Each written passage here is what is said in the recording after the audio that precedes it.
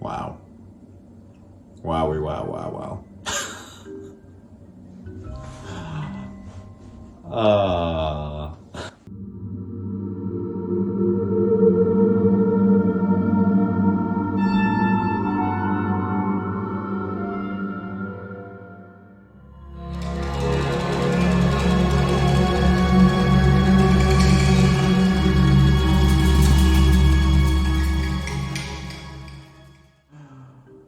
Hi there, my name's Andy, and welcome to my perfect kitchen where nothing ever goes wrong and I definitely don't ever storm out in tears. When I have recipes in front of me, today I'm making a cake of sorts inspired by the movie Firestarter from 1984. Firestarter has been called the worst adaptation of a Stephen King book, but that's a pretty high bar to clear. I grew up watching Firestarter, so it has a special place in my heart. Rewatching it, it was probably an hour too long, but fine, good, great practical effects. After last week's cake, which went great, but was a little complicated, I thought I'm gonna do something simple today. This is my version of something simple. I'm going to be making what I'm just calling a torched tower. It's a little bit s'mores, it's a little bit cinnamon cake, it's a little bit Basque cheesecake. I'm basically making 3 different things that I'm piling on top of each other. Maybe it'll work, maybe it'll all collapse into like a goo of like burnt cheese and cake and chocolate, which honestly wouldn't be that bad. So, roll up your sleeves, check your driveway to make sure that the feds haven't arrived yet, measure out your ingredients, and let's go make a cake.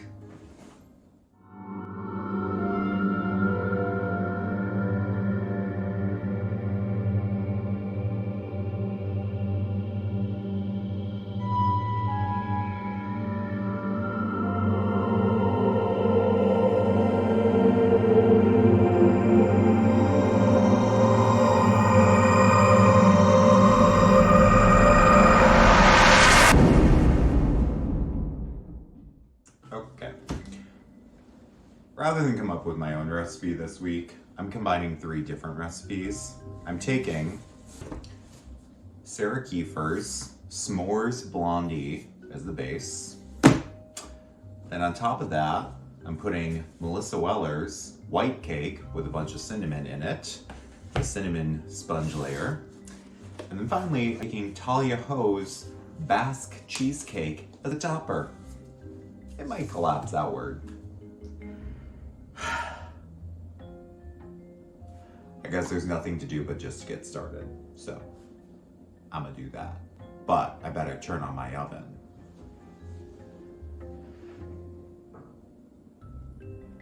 Insert sound effect here.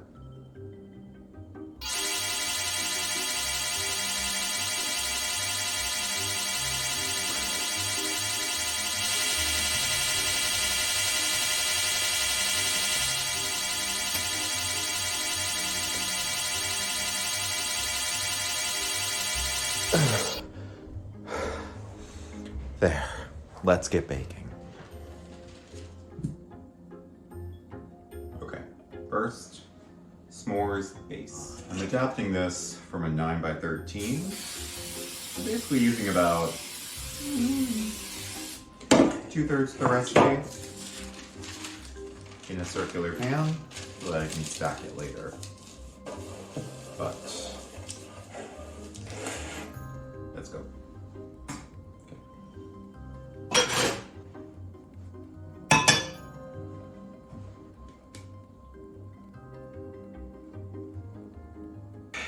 Melting this. Let's talk Firestarter quick while I melt this brown sugar and butter. Firestarter is one of those movies I saw a lot growing up.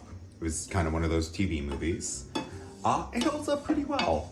It's entertaining. Drew Barrymore is unbelievably good since she was like 6 when she made this movie. She apparently beat out Carol Ann from Poltergeist, who had beaten her out for Poltergeist. So very interesting. But yeah, Firestarter it's a pretty meh book, honestly. I really love Stephen King. I think Stephen King is great so long as you can understand that he is a child of his generation and I don't think he means harm. I say that specifically where his books can be kind of hard to read, especially the fat phobia is out of control in a lot of them, like very difficult to read. But I think it's just a time and place, and like all good writers, it's his shit kind of coming forward. As a movie, it's pretty entertaining. I mean, it helps with like great performances. The practical effects of the fire are really good. I don't know that it's saying much. I mean, you know, it's part of that late 70s psychics and fallout from drug culture and all that. And I don't know, it's pretty entertaining. Definitely see why I watched it a lot as a kid, because it is about 40 minutes too long, and I think if you cut it down to like an hour and 20 minutes of content on television, it would be a great movie. Originally, it was supposed to be made by John Carpenter, which, I mean, I can't even imagine. Basically, because The Thing was such a commercial failure, they took him off the project. I'd like to see John Carpenter's Firestarter. Drew Barrymore is great, but I don't know if there's a lot more to glean from it. Maybe there is, but I'm not gleaning it. So let's make this Franken cake, eat it, and hope I don't accidentally start something on fire. Yay! Okay, my brown sugar and butter are melted for my s'mores base, but this has to come to room temperature before I do the next step. Set this aside. You're making recipes like this that have lots of different moving parts. Do I have any tips?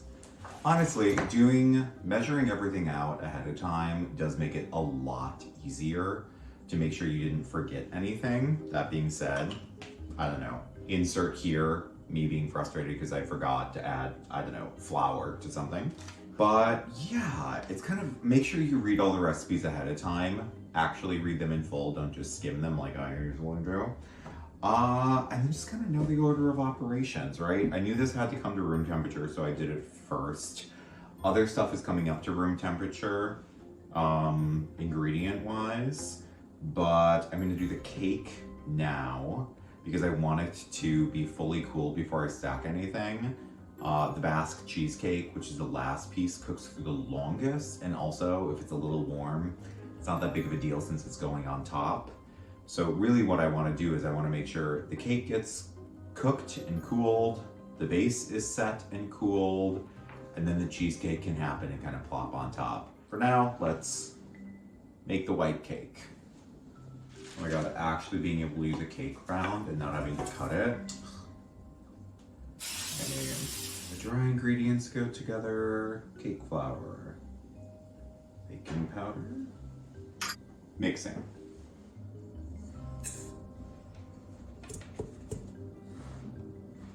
As always, tie back your hair to prevent decapitation.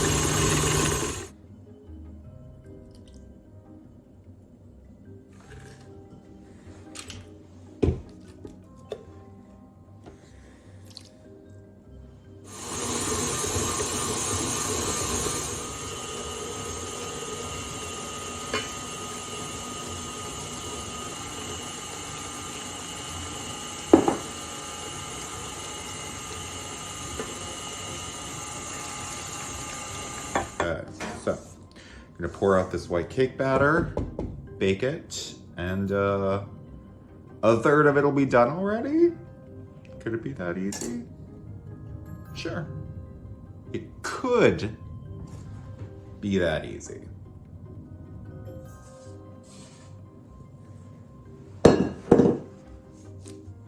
Oh my God, I'm so dumb.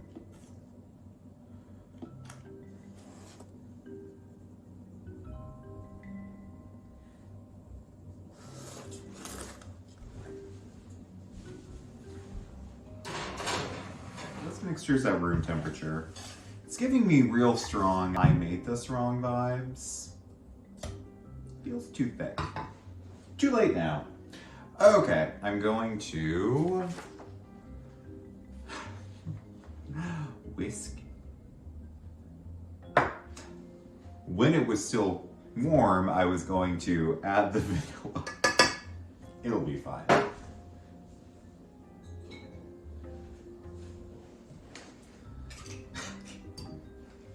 What did I say about reading recipes?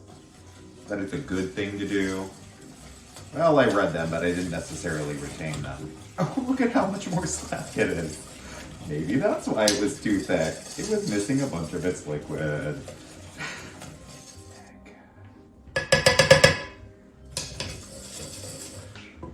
Adding the flour.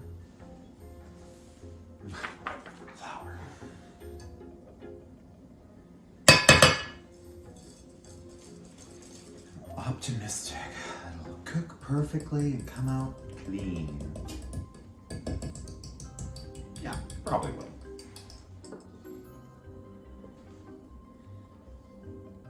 Let's move this a little bit. Now this is going to go, it's going to join my cake in the oven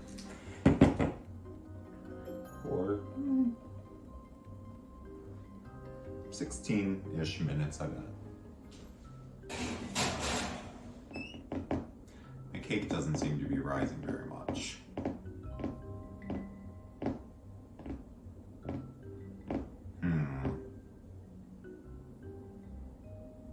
Well, it'll be edible. Okay. Final step is make a Basque cheesecake. Easy.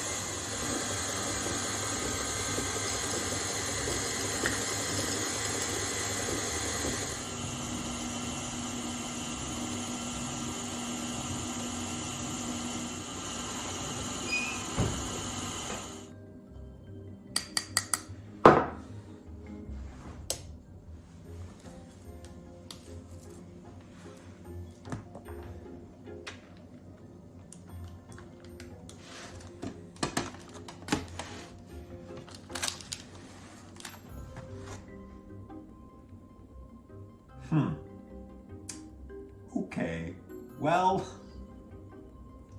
here we find ourselves several hours later. 3 disparate pieces. I think I thought this would go on here, and then this would go on here. I just think it's gonna crush this cake. So let's see what happens when I try to remove this cheesecake from its shell. It might all just fall apart anyway. Oh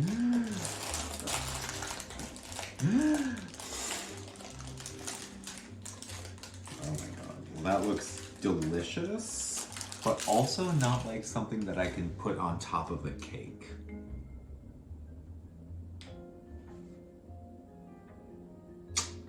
Yeah, maybe.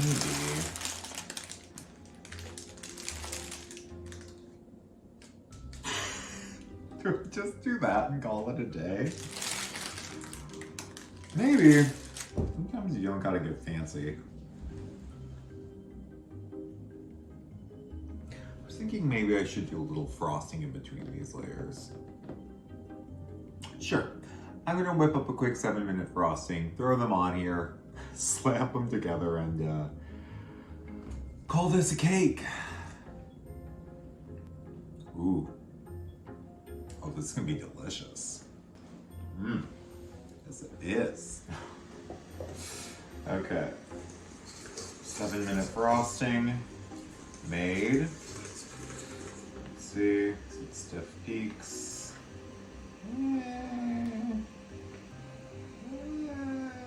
I think it needs a little bit longer. Is it still? It's room temperature. A couple more minutes.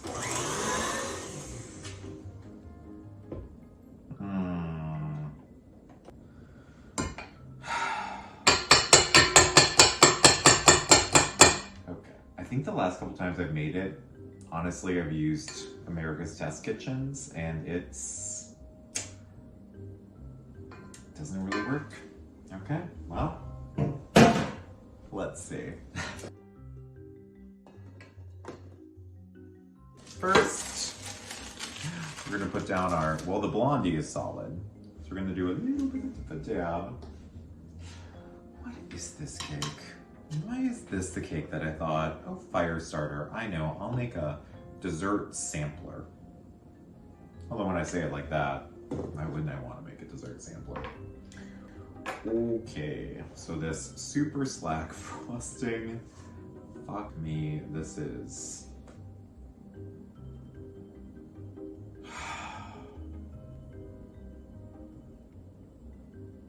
This is not right. Okay, well here's what's gonna happen. I'm gonna put this down and probably it's gonna goosh out the sides. And honestly, we're really that upset if something, a bunch of marshmallow gooshes out the side as it gets crushed by a Basque cheesecake. No, I'm not really that angry about it. This is gonna be such a disaster.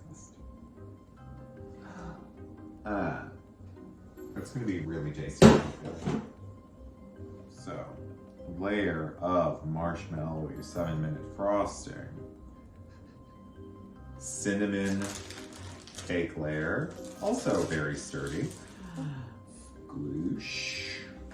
This is about to be filthy. Okay, blondie, cinnamon cake, and then just a nice, tasteful little topping of a really wet Basque cheesecake. Will this all fall apart? I don't know. Let's see. I think even if it doesn't fall apart now, it's going to fall apart eventually. So you may see it. Ooh. In a semi-constructed state.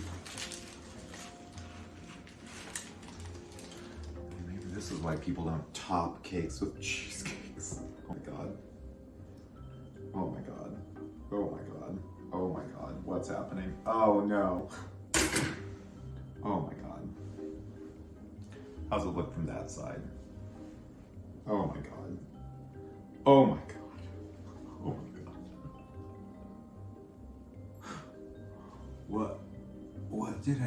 What did I just do?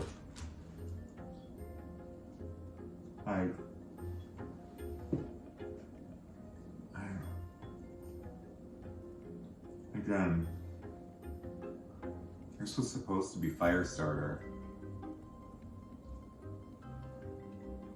but I think I accidentally did Frankenstein. Oh man. I think we gotta put some eyes on this. You know, sometimes when a cake is so huge, you don't gotta get fancy with the eyes. Betty Crocker eyes are what started my love of putting eyes on cakes. Betty Crocker, I think, is the fitting tribute to this. Wow. Wowie, wow, wow, wow. Wow, wow, wow. Okay. Let's see. Oh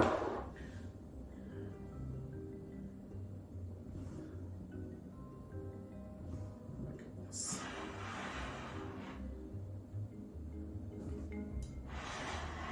Oh, no. It's here. It's definitely here. I see it. One eye goes there. The other eye goes there. Oh no. Oh no. Oh no. I'm losing cheesecake already.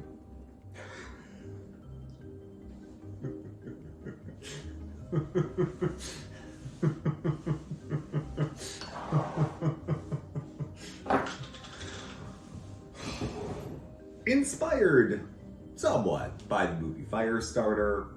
Let's call it the burnt part of it. Also inspired by my childhood fascination with Frankenstein, I present this dessert sampler, scorched cinnamon s'moresy tower of terror. Okay, you gotta get in close to see this. Just look at her.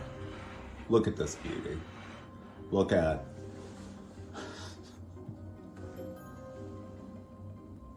You know, the frosting is going now, but I have a feeling by the morning the cheesecake will have collapsed sideways.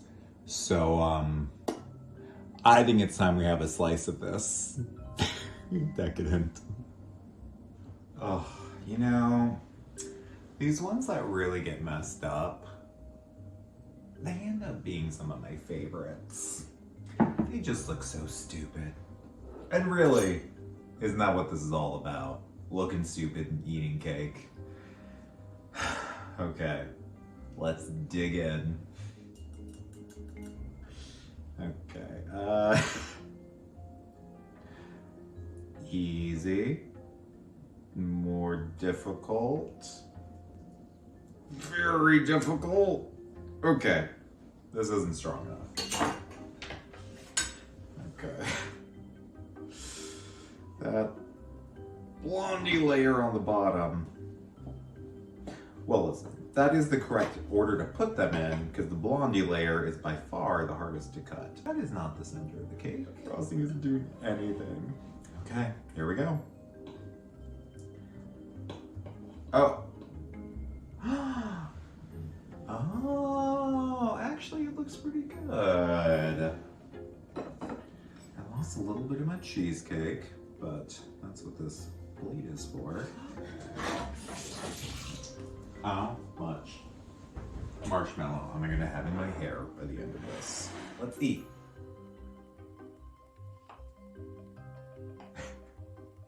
Okay.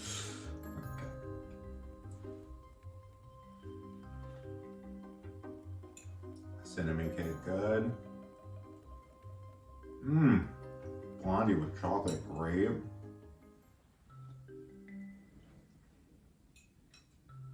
Mmm. Oh my god, this is delicious.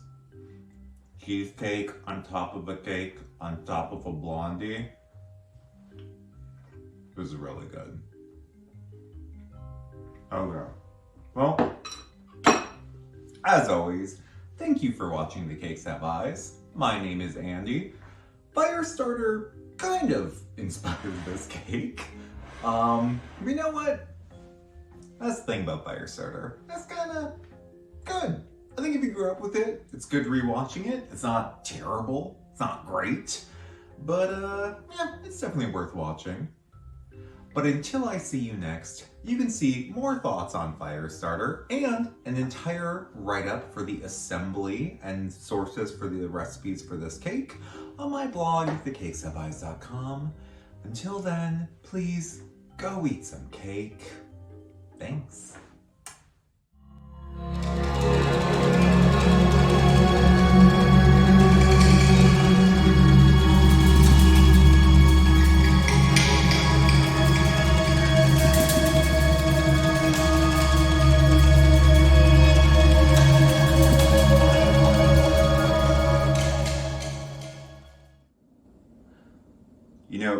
really think that this week's movie was Frankenstein, based on my drawing,